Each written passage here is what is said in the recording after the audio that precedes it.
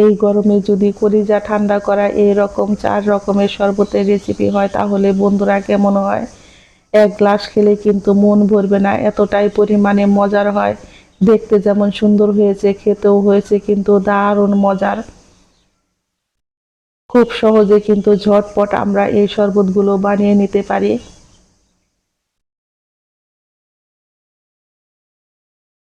আজকে আমি তৈরি করে দেখাবো 4 রকমের কলিজা ঠান্ডা করা শরবতের রেসিপি। চলে যাব প্রস্তুত প্রণালীতে। এখানে নিয়েছি কিন্তু আমি বেশ কিছুটা পরিমাণে বাঙ্গি, দিয়ে দিব আমি হাফ চামচ পরিমাণে লবণ,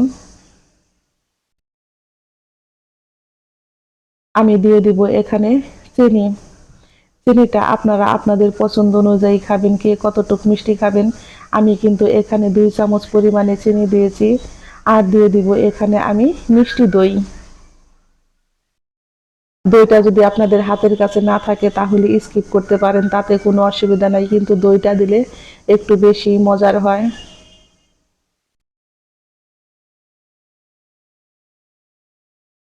আমি কিন্তু এখানে 4 চামচ দই দিয়েছি। আর এখন দিয়ে দিব আমি ঠান্ডা জল। এখন আমি এটাকে ব্লেন্ডারে ব্লেন্ড করে নিব।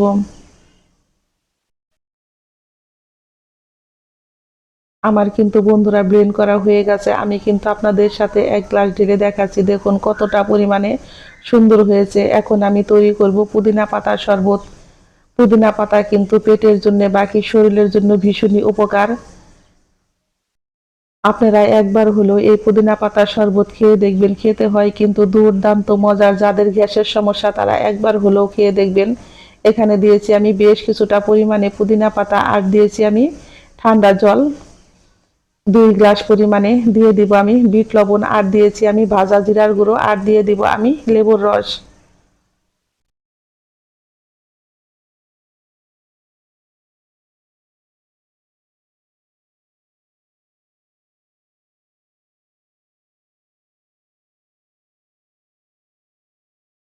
আমি কিন্তু এখানে একটা লেবুর রস ব্যবহার করেছি বন্ধুরা। এই গরমে মন প্রাণ ঠান্ডা করা এই শরবতের রেসিপিগুলো বন্ধুরা এতটাই পরিমাণে মজার হয়, অবশ্যই একবার হলেও খেয়ে দেখবেন। খেয়ে যদি ভালো লেগে থাকে অবশ্যই একটা কমেন্ট করতে ভুলবেন না।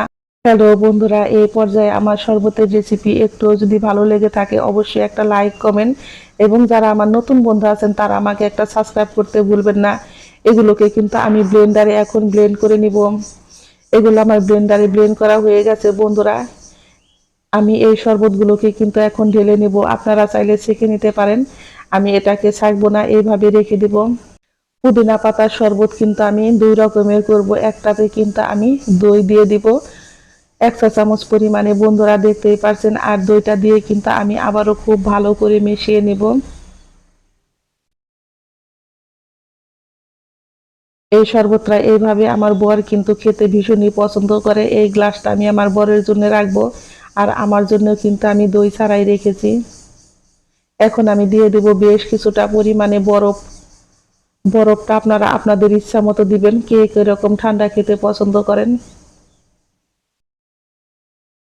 এখন আমি তৈরি করব শসার শরবত।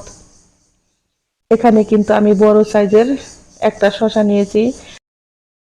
এখন আমি এর মধ্যে দিয়ে দিব বেশ কিছুটা পরিমাণে পুদিনা পাতা, আর দিয়ে দিব আমি জিরার গুঁড়ো হাফ চা চামচ পরিমাণে, দিয়ে দিব আমি হাফ চা চামচ পরিমাণে বিট লবণ, আর দিয়ে দিব আমি বেশ কিছুটা পরিমাণে ঠান্ডা জল। এইভাবে একবার হলো আপনারা শসা দিয়ে এই শরবতের রেসিপিটা করে দেখবেন বন্ধুরা। যারা ওজন কমাতে চান বা কি পেটে অনেক চর্বি আছে তারা কিন্তু দিনে 2 থেকে 3 বার এই শরবতটি খেয়ে নিতে পারেন। এখন আমি দিয়ে দিব বেশ কিছুটা পরিমাণে ঠান্ডা জল।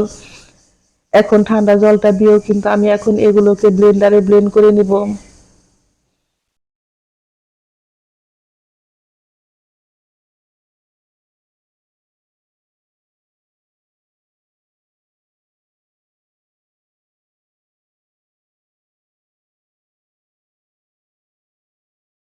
এগুলো আমার ব্লেন্ড করা হয়ে গেছে। এখন আমি একটা ছাঁকনির সাহায্যে এগুলোকে কিন্তু আমি ছেঁকে নিব।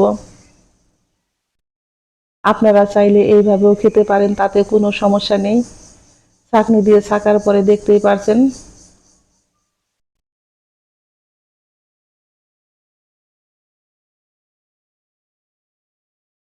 এখন কিন্তু আমি একটা গ্লাসে ঢেলে নেব। আর এতটাই পরিমাণে মজার হয়েছে বন্ধুরা, এই শরবতগুলো বলে বোঝানো যাবে না। একবার হলেও আপনারা খেয়ে দেখবেন। দেখতে যেমন সুন্দর হয়েছে, খেতেও হয়েছে কিন্তু দারুণ মজা।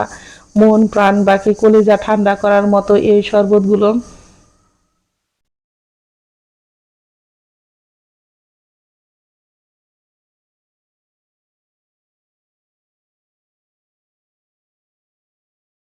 ঝটপট তৈরি হয়ে গেল আমার 4 রকমের শরবত। সকলেই ভালো থাকবেন, সুস্থ থাকবেন। আমি আবারও ফিরবো নতুন নতুন কোনো রেসিপি নিয়ে। আমার সকল বন্ধুদের জানাই আমি অসংখ্য ধন্যবাদ।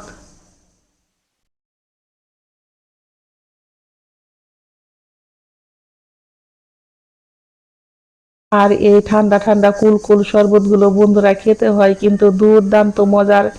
যেই খাবে সেই কিন্তু আপনার প্রশংসা করবে, এতটাই পরিমাণে মজার হয়। দেখতে যেমন সুন্দর হয়েছে, খেতেও হয়েছে কিন্তু দারুণ মজার।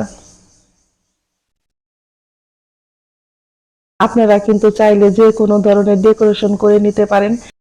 ঝটপট তৈরি হয়ে গেল আমার মজাদার এই শরবতের রেসিপি। ধন্যবাদ সবাইকে।